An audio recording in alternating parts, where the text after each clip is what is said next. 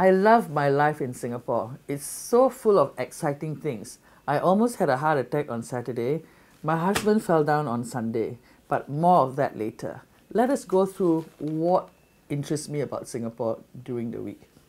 This bloody choking disease is spreading, they're saying. But I'm fascinated that in a smart country like ours, we can't institute a proper system in the libraries, in the hawker centres, when we can do it in the car parks. So can somebody come up with a smart app or whatever so that we have no more story about chopping, which is such a stupid, primitive system. The hot meals and convenience goods shop at the Void Deck is being removed and replaced by machines. I think they are wonderful. They keep some person who's not so well educated and cannot become a minister to be employed. They also have a free security guard, and this person will know all the kids there and all the perverts there and all the whatever. So you have a free security guard. But we are having more and more people unemployed, and we want to make more people unemployed. I can't understand it. This headline really irritates me. Do you know, when I was younger, I used to build houses, and I always make sure we pay our subcontractors, right? And all the poor people who work for us, we make sure they are paid.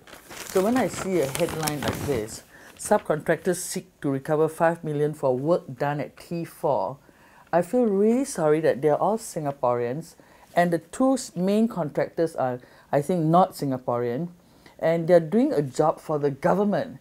And yet the poor person who's suffering are my Singaporeans. Please, can the government at least set a standard on how to make the main contractor pay their subcontractor? You know, we never have to look far to improve our system. Just look at the Dutch and how they have overcome cyclists having to ride over a crowded road. They built a circular thing, lifted. They also have a scientific approach to farming. Maybe we should send more of our ministers to Holland to understand how bicyclists can be helped. Mark Lim, this young news editor, football scene warning signs were there long ago. Mark, I suggest you go find a newspaper article in the year 2000 where I said sack 95% of the highly brain-dead sports officials. They should have listened to me seriously.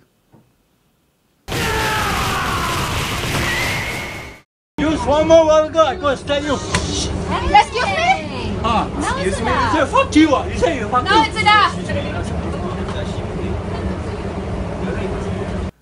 Violence. Why are people getting more and more violent? I'm not surprised. We are even encouraging women to fight each other like those stupid men do in the boxing ring and punch each other until they become punch drunk and bleed to death. Training somebody to be a warrior like me and able to defend yourself or to protect somebody else is not wrong. When this hawker centre debacle happened, surely there were enough national servicemen around who could have stopped the situation. Like the recent case on the train where this violent old gay man wanted to attack this white guy. I mean, luckily this guy who stood up, I'm sure he's a national serviceman. So national servicemen should be our guardians and stop getting people to be violent.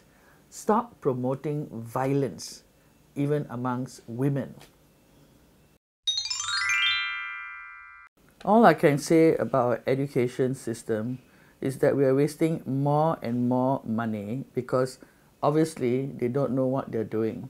Why build all those schools so that they have to merge now? Why couldn't they have just made the popular A-levels schools, the junior colleges, a little bit bigger, put more classes in there so they could have accommodated more people in the top schools instead of having so many also ran second-tier junior colleges where people don't really want to go and which doesn't really attract the top brains there. And now the schools are going to be empty. What are we going to do with all those school buildings? Why are we spending 8.5 million of the 350 million set aside to find out about social science research? Do we really need all that research?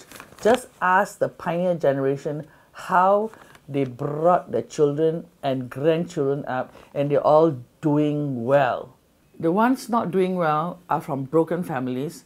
Their parents are either drug addicts, drunkards, or gamblers, and in jail. So use this money to help those poor families. No need to do research. And we know who these people are. If you don't, ministers of education, ask me, I will tell you.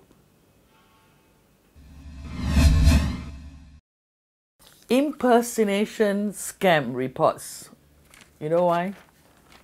All Singaporeans are trained to be frightened of the CHENG, right? Like me, I'm not frightened. I received a phone call from an investigation officer telling me I have to go to Cantonment Road Police Station because he wants to talk to me. When he couldn't give me a good enough answer and he asked me for my identity card, I told him to F off, okay? And hung up the phone. That's the way I'm trained. I'm not frightened of the police, of the CHENG. I'm not frightened of religious leaders, and I'm not frightened of politicians. They're all man-made, and I'm not frightened of them. More musical chairs. These people are moving around all the time. They have never sat on a chair long enough to understand what is going on. We farmers have been through 3 MOS for how many years, and none of them have been able to give us a real answer to our land, labor, and licensing issues. All they tell us is, you must go high-tech, you must go digital, you must transform. I totally agree with them. They should go high-tech, transform, digital, and get rid of so many of the ministers and highly paid civil servants. Stop these drones from just spouting forth all these smart-ass answers and not work in real businesses.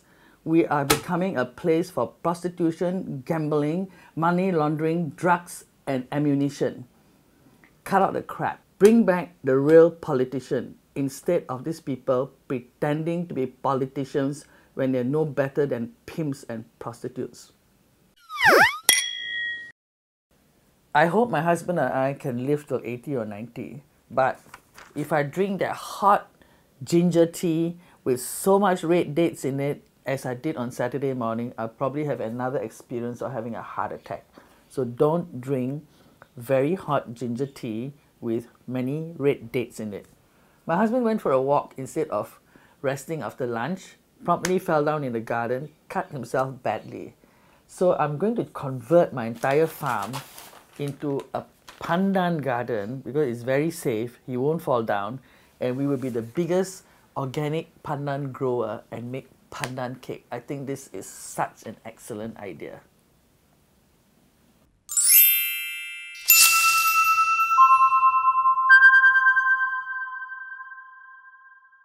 Thank you for watching my video. Please subscribe and I'll love you forever. And send in your comments. We love to hear from you.